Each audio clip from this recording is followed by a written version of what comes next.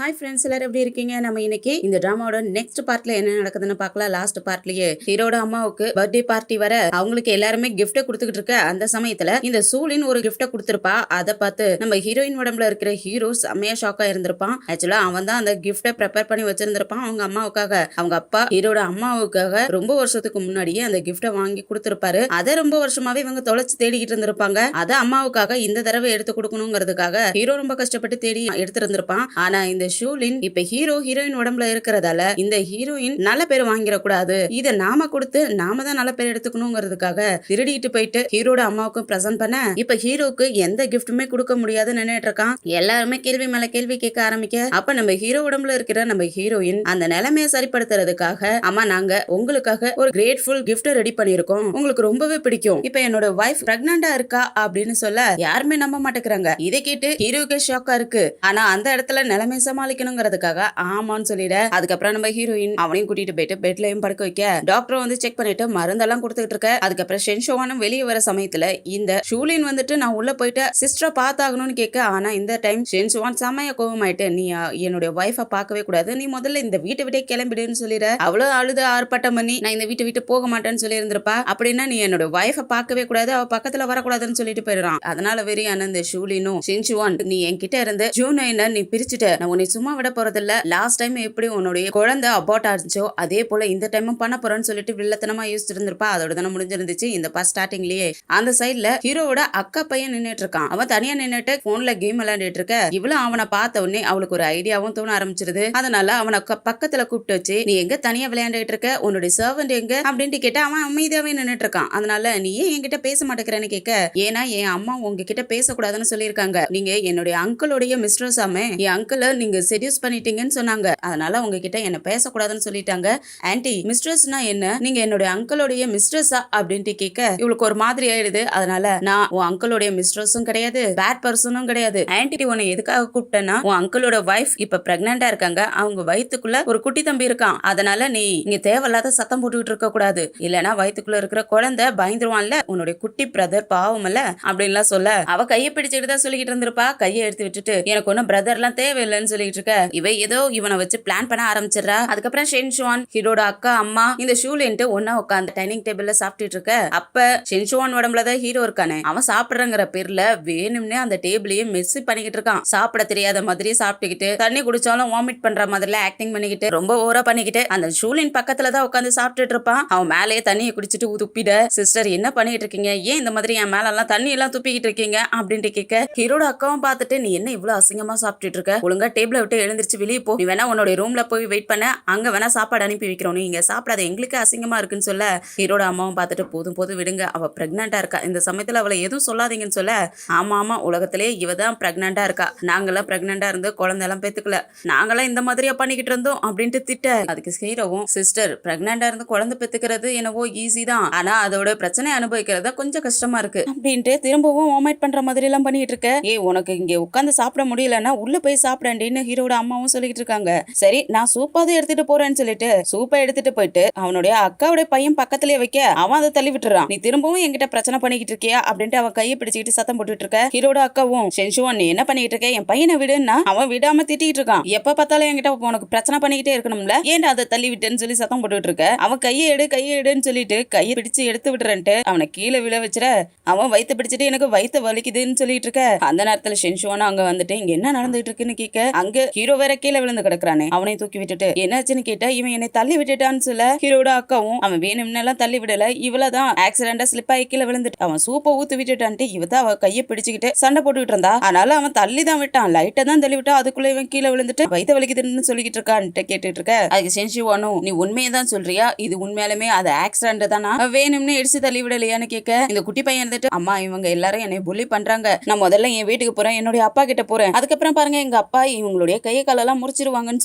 சொல்லவும் ஹீரோட அக்காவும் அவனோட வாயை மூடிக்கிட்டு தேவையில்லாதெல்லாம் பேசாதரான்ட்டு நீ உன்னோட அங்கிள் கிட்டயும் ஆன்டி கிட்டயும் மன்னிப்பு கேளுன்னு கேட்க, அவன் மன்னிப்பெல்லாம் நான் கேட்க மாட்டேன், நான் முதல்ல என்னுடைய அப்பாவை பார்க்க போறேன்ட்டு அங்க இருந்து ஓடியே போயிடுறான். ஷென்ஷுவானும் ஜீனியன் என்ன பண்ணி வச்சிருக்கிற, உன் பையனுக்கு இதுதான் சொல்லி கொடுத்து வளர்த்தியான்னு கேட்க, அதுக்கே ஹீரோட அக்காவும் அவனே சின்ன பையன், அவன் கிட்ட இவ பிரச்சனை பண்ண போகுதானா, தெரியாத ஆக்சிடென்டா கீழே விழுந்துட்டா, இதுக்கெல்லாம் எதுக்கு அவனை திட்டுறங்கிறதுக்கு, ஆனா என்னோட வைஃப் கிட்ட நீ அப்பாலஜிஸ் கேளுங்க, என்ன நான் அவகிட்ட அப்பாலஜிஸ் கேட்கணுமா, அதெல்லாம் என்னால முடியாதுங்க அக்கா, அவ என்னுடைய வைஃப் இப்ப பிரெக்னண்டா வேற இருக்கா. இந்த சமயத்துல அவகிட்ட பிரச்சனை பண்ணிக்கிட்டு இருந்தீங்கன்னா நான் எப்படி பொறுத்துக்க முடியும்? அக்கா நீ நானும் அக்கா தம்பி தானே, உனக்கு ஏற்கனவே கல்யாணம் பண்ணி கொடுத்தாச்சு, நீயும் ஒரு குடும்பத்துல போயிட்டு வாழ்ந்துகிட்டு இருக்கிறவ தானே, அதே போலதானே என்னோட வைஃபும். அவளை எதுக்காக எப்ப பார்த்தாலும் புள்ளி பண்ணிக்கிட்டே இருக்க அப்படின்ட்டு கேட்டா ஹீரோட அம்மா வந்துடுறாங்க. கொஞ்சம் வாய முறியா, என்ன பேசிக்கிட்டு இருக்க? முதல்ல உன் வைஃப் தான் அவங்கிட்ட சண்டை போடவே ஆரம்பிச்சா. அவ தெரியாத ஆக்சிடென்டெல்லாம் கீழே விழுந்துட்டா, அதுக்கு இவ்வளவு பெரிய பிரச்சனை ஆக்கிக்கிட்டு இருக்க. முதல்ல அவளை கூட்டிட்டு போயிட்டு டாக்டர் கிட்ட செக்அப் பண்ணு. அவ பாரு வயித்து பிடிச்சிட்டு இருக்கா, குழந்தைக்கு எதுவும் ஆகக்கூடாது, முதல்ல அவளை கூட்டிட்டு போன்னு சொல்ல. அதனால ஷென்ஷுவானோ, அம்மா உங்களுக்கு ஏற்கனவே கிராண்ட் சன் இருக்கான், அதனாலதான் நீங்க இந்த மாதிரி பேசிட்டு இருக்கீங்க. ஆனா என்னதான் இருந்தாலும் அந்த பையன் ஷூ ஃபேமிலியோட பையனை தவிர லூ ஃபேமிலியோட பையனா ஆக மாட்டான். இன்னைக்கு நடந்த விஷயம் உங்களுடைய கிராண்ட் சனுக்கு பிரச்சனை கொடுத்திருக்கீங்க, அதை ஞாபகத்துல வச்சுங்க. என் வைஃபோட பையன் தான் இந்த ஃபேமிலியோட வாரிசு, அதை ஞாபகத்துல வச்சுக்கீங்கன்ட்டு ஹீரோவையும் அங்க இருந்து தூக்கிட்டு போயிட. ஹீரோட அம்மாவுக்கு டென்ஷன் ஆயிடுது. அதனால தலை பிடிச்சிட்டு உட்காந்துருக்க. அவங்க மகளும், அம்மா இந்த ஷென்ஷுவான் பிரெக்னண்டா இருக்கிறதுக்கே தம்பி உங்ககிட்ட எப்படி எல்லாம் பேசிக்கிட்டு இருக்கான் பாத்தீங்களா, அவளுக்கு மட்டும் ஒரு குழந்தை பிறந்துச்சுன்னா என்ன நடக்கும், உங்களோட மரியாதையே கீழே இறங்கிடும் அப்படின்னு சொல்லிக்கிட்டு கோழி முட்டிக்கிட்டு இருக்க. அவங்களும் செமையா டென்ஷன் ஆயிட்டு, வாய முடுறியா, உண்மையை தானே சொன்னா, அவளுடைய வயித்துல இருக்கிறது இந்த ஃபேமிலியோட வாரிசு, நீ எப்படி அவகிட்ட இவ்வளவு அரகண்டா நடந்துக்கலாம், ஒழுங்கா இருந்துக்கு, ஒழுங்கா உன் பையனுக்கு நல்லதை சொல்லி கொடு, ப்ளூ ஃபேமிலி பிரச்சனை இல்ல, எதுவும் தலையிடாத அப்படின்னு சொல்ல. என்னமா சொல்றீங்க, நான் என்னதான் ஷூ ஃபேமிலிக்கு கல்யாணம் பண்ணிட்டு போயிருந்தாலும் நான் இன்னமும் இந்த ஃபேமிலியோட பொண்ணு தானே, ஏன் என்கிட்ட இப்படி ஹார்ஷா நடந்துக்கிறீங்கன்னு கேட்க. சரி எதா இருந்தாலும் பரவாயில்ல, உன் பையனுக்கு ஒழுங்கா நல்லதை சொல்லி கொடு, அதுக்கப்புறம் மத்ததெல்லாம் பாக்கலாம்னு சொல்லிட்டு இருக்க. இதெல்லாம் கேட்டுட்டு இருக்கிற அந்த ஷூலினுக்கா செம்ம வெறுப்பா இருக்கு. இங்க ஹீரோவையும் பெட்ல கொண்டு வந்து படுக்க வைக்க. ஆக்சுவலா அவன் நல்லா தான் இருக்கான் போல இருக்கு, ஒன்னும் ஆகல, நார்மலா எழுந்திருச்சு உட்காந்துட்டு. அடுத்த கொஞ்ச நேரத்துல டாக்டரும் அங்க வந்துற. டாக்டரை பார்த்த உடனே அப்படியே வயிறு வலிக்கிற மாதிரி ஆக்டிங் பண்ணிட்டு இருக்கான். டாக்டர் வந்து செக் பண்ணிட்டு, நான் கொஞ்சம் மருந்து எடுத்துட்டு வரேன்னு சொல்ல, என்ன திரும்பவும் மருந்தா அப்படின்ட்டு ஷாக்காக. ஆமா நீ மருந்து குடிச்சேதான் ஆகணும், அப்பதான் உன் உடம்பு சரியாகும்னு சொல்லிட்டு டாக்டர்கிட்ட மருந்து எடுத்துட்டு வர சொல்லிடுற. இவன் முறைச்சு பார்த்து திட்டலான்னு பார்த்தா அந்த நேரத்துல டாக்டர் மருந்து எடுத்துட்டு வந்துடுறாரு. திரும்பவும் வேற வழியே இல்ல, அந்த மருந்து குடிச்சேதான் ஆகணும்.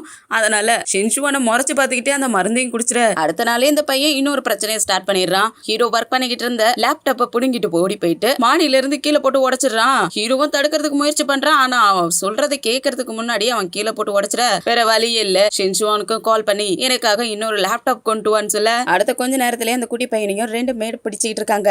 ஹீரோட அம்மா டென்ஷன்ல உட்காந்துட்டு இருக்க.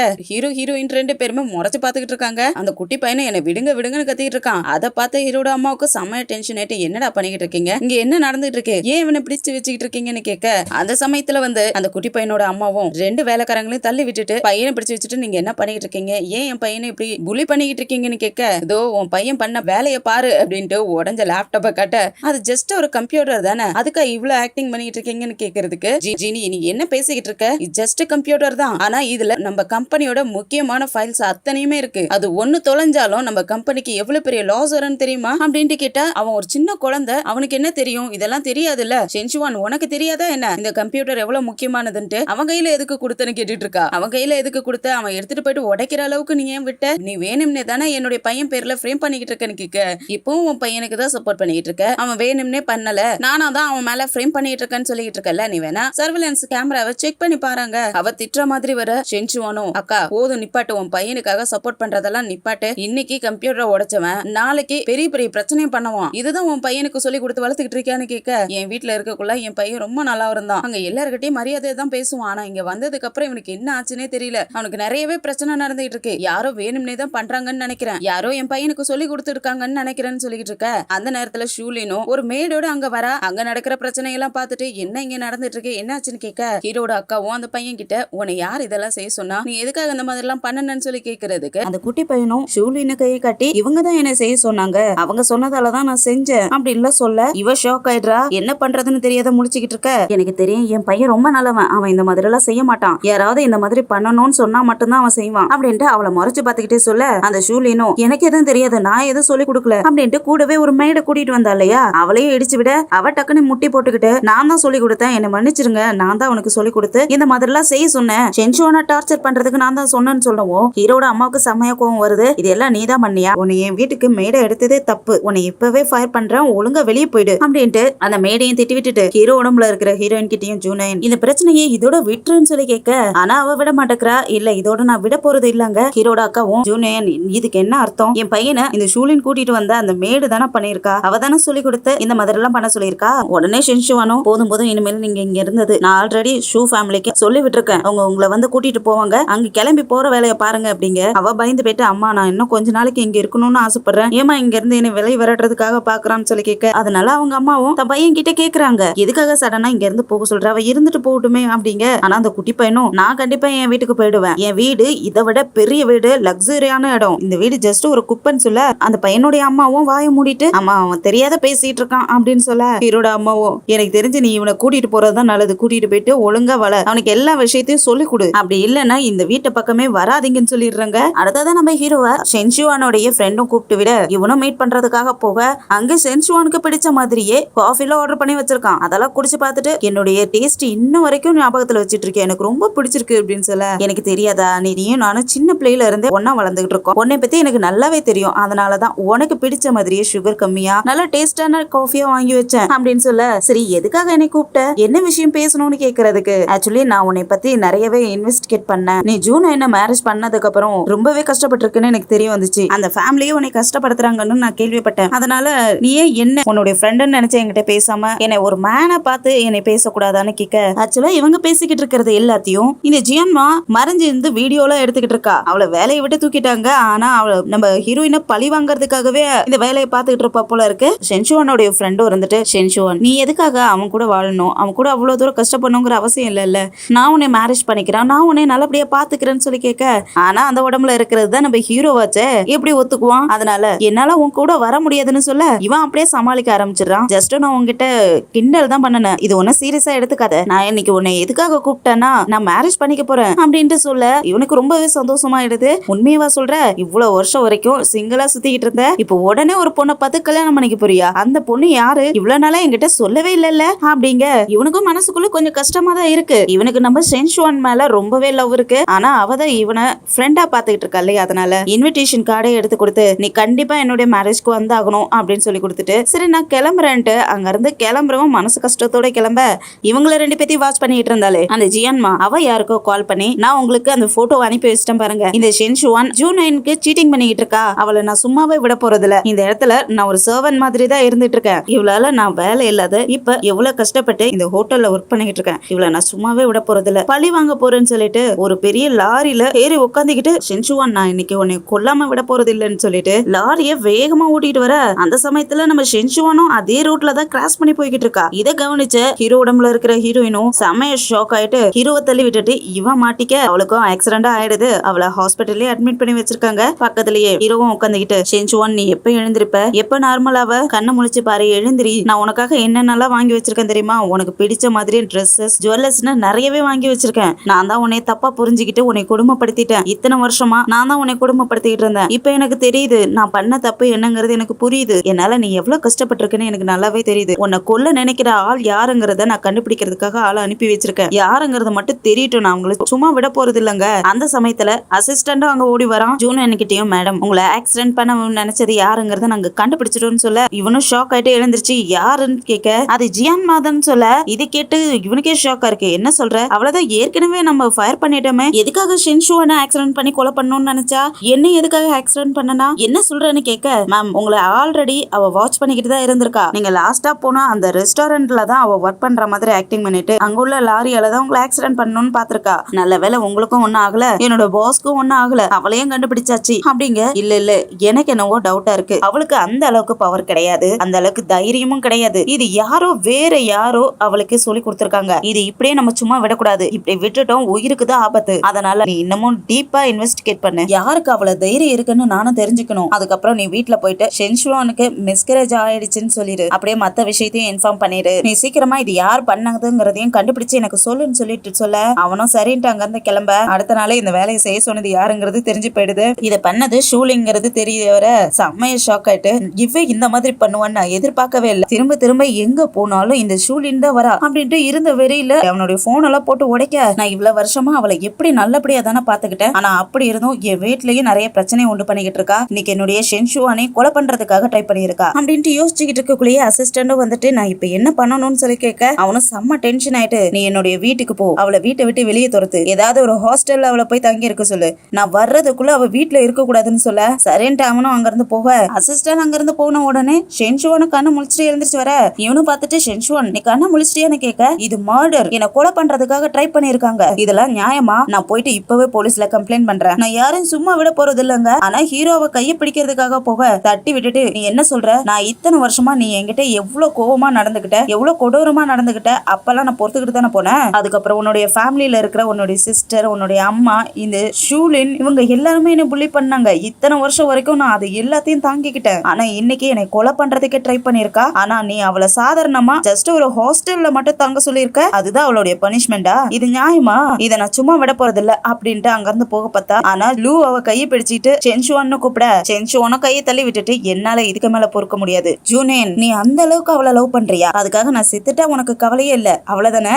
அப்புறம் எதுக்காக என்ன நீ கல்யாணம் பண்ணிக்கிட்ட? அவ்வளவு அந்த அளவுக்கு லவ் பண்ணிட்டு என்ன எதுக்காக கல்யாணம் பண்ண அப்படின்ட்டு கேட்டா லூவும் வான்வான் நீ என்னை தப்பா புரிஞ்சுக்காத, அந்த மாதிரி கிடையாது, எனக்கு ஷூலினா பிடிக்காது, நான் அவளை காப்பாத்துறதுக்கு ஒரு ரீசன் இருக்கு அப்படின்ட்டு கேட்டா என்ன ரீசன்? அந்த ஷூலின் உங்களை ஒரு டைம் காப்பாத்தினாலா, அதுக்காக தான் இது எல்லாத்தையும் செய்யறீங்களா அப்படின்னு கேட்க அப்படிலாம் இல்ல, ஆனா எனக்கு ஒரு ரீசன் இருக்குது, அவளை நான் ப்ரொடெக்ட் பண்ணி ஆகணும் அப்படின்ட்டு ஹியூவை கொன்னது யாருன்னே தெரியல, அது வரைக்கும் நான் இவ்வளவு ப்ரொடெக்ட் பண்ணி தான் ஆகணும். சென்சுவானுக்கு எப்படி சொல்லி புரிய வைக்கிறதுன்னு எனக்கு தெரியலையேன்ட்டு யோசிக்க அப்ப ஹீரோவுக்கு ஒரு ஞாபகம் வருது. ஆக்சுவலா பாஸ்ட்ல ஷூலினோட லவர் போல இருக்கு, அவன் ஹாஸ்பிட்டல்ல அட்மிட் ஆயிருக்கான், முகம் ஃபுல்லா அடிபட்டு கட்டு போட்டு வச்சிருக்காங்க, அவன் ஹீரோடைய ஃப்ரெண்டும் போல, ஹீரோவும் கூட இருக்கான். பக்கத்துல இருக்கிற ஹீரோவும் நீ எதுக்கு கவலைப்படாத, டாக்டர் சொல்லியிருக்காரு நீ சீக்கிரமாவே சரியாயிடுவன்ட்டு, நீ எதுக்கு கவலைப்படாத, நான் உன் கூட இருப்பேன்னு சொல்லிட்டு இருக்க. ஆனா அந்த கியூங்கிறவன் நீ ஷூலினை பாத்துக்கு, என்னால இதுக்கு மேல அவ கூட இருக்க முடியாதுன்னு தோணுது, ஷூலின் பிறந்த குழந்தை மாதிரி, அவளுக்கு எது ஆகக்கூடாது, நீ தான் பாத்துக்கணும், ஷூலின் வயித்துல என்னுடைய குழந்தை இருக்கு, அந்த குழந்தையும் நீ தான் பாத்துக்கணும் அப்படின்ட்டு சொல்லிட்டு அதே இடத்துல இறந்து போக இவனுக்கு செம்ம ஷாக் ஆயிடுது. ரெண்டு பேருமே அழுதுகிட்டு இருக்காங்க. அதுக்கப்புறம் கொஞ்ச நாள்லயே இந்த ஷூலினோட வயித்துல இருந்த குழந்தையும் இறந்து போயிடுது. எப்படி அபார்ஷன் ஆனிச்சுன்னே தெரியல, அபார்ட் ஆயிடுச்சுன்னு சொல்லிட்டு அழுதுகிட்டு இருக்கா. அப்பயும் கூட இருக்கிற ஹீரோ தான் அவளுக்கு சமாதானப்படுத்திருக்கான், நீ எதுக்கு கவலைப்படாத, நான் உன்னை பாத்துக்கிறேன், நீ என்னோட வீட்டுக்கு வா, நான் உன்னை அங்க நல்லபடியா வச்சு பாத்துக்கிறேன்னு சொல்லிட்டு இருந்திருப்பான். அதுக்கப்புறம் தான் கூட்டிட்டு வந்திருப்பான் போல இருக்கு. அதெல்லாம் நினைச்சு பாத்துட்டு இருக்க சென்சுவானும் நீ அவளை காப்பாத்துறதுக்காக என்னுடைய லைஃப் ரிஸ்க்ல விட்டுக்கிட்டு இருக்க, அவ இன்னமும் உன்னுடைய கேர் அவளுக்கு தேவைப்படுதுங்கிறதுக்காக என்னைய அவ கொலை பண்ணணும்னு நினைக்கிறா, அது உனக்கு தெரிஞ்சும் அவளை சாதாரணமா விட்டுட்டு இருக்கல்ல, ஜஸ்ட் அவளை ஹாஸ்டல்ல போய் இருக்க சொல்ற, அவளுக்கு பனிஷ்மெண்ட் கொடுக்கணும்னு உனக்கு தோணவே இல்லல்ல அப்படின்ட்டுலாம் கேட்க நீ எதுக்கும் கவலைப்படாத, இனிமேல் நான் உன்னை நல்லபடியா பாத்துக்கிறேன், அவ பண்ண தப்புக்காக தான் நான் அவளை வீட்டு விட்டு வெளியே அனுப்புறேன், அவளால இனிமேல் உனக்கு எதுவும் ஆகாதுன்னு சொல்லிட்டு இருக்க, ஆனா என்னால உன்னை நம்ப முடியாது அப்படின்ட்டு சொல்லிட்டு இருக்கக்குள்ளேயே அசிஸ்டன்டும் வந்து பார்த்துட்டு ரொம்பவே சந்தோஷமாயிடுறான். மிஸ்டர் லூ நீங்க எழுந்திருச்சிட்டீங்களா, எனக்கு ரொம்ப ஹாப்பியா இருக்கு அப்படின்ட்டு சொல்லிட்டு இருக்கக்குள்ளேயே ஹீரோவும் ஹான் நீ இவனை இங்கே பாத்துக்கோ, எனக்கு கொஞ்சம் வேலை இருக்கு, நான் அதை முடிச்சிட்டு வரேன்னு சொல்லிட்டு அங்க இருந்து கிளம்பிட. அதோட தான் இந்த பார்ட் முடியுது. அடுத்த பார்ட்ல என்ன நடக்குதுன்னு வெயிட் பண்ணி பார்க்கலாம். இந்த வீடியோ பிடிச்சிருந்துச்சுன்னா லைக் பண்ணுங்க, உங்க ஃப்ரெண்ட்ஸ் அண்ட் ஃபேமிலிக்கு ஷேர் பண்ணுங்க, இந்த வீடியோ எப்படி இருந்துச்சுன்னு கமெண்ட்ல சொல்லுங்க. அப்படியே நம்ம சேனலை சப்ஸ்கிரைப் பண்ணிட்டு பெல் ஐக்கனை கிளிக் பண்ணி வச்சுக்கோங்க. அடுத்தடுத்த எபிசோட் நோட்டிபிகேஷனுக்காக அடுத்த பார்ட்ல சந்திக்கிற வரைக்கும் பாய் அண்ட் தேங்க்யூ.